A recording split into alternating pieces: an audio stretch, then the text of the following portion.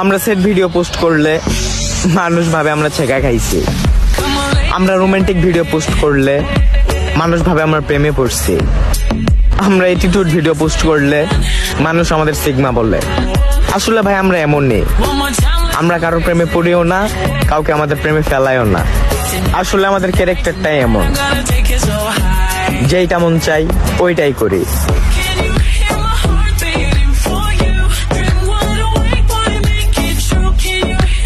একটা কথা বলি, যেই শালায় মাইয়াগো কথা বিশ্বাস করব সেই শালায় অকালে মরবো।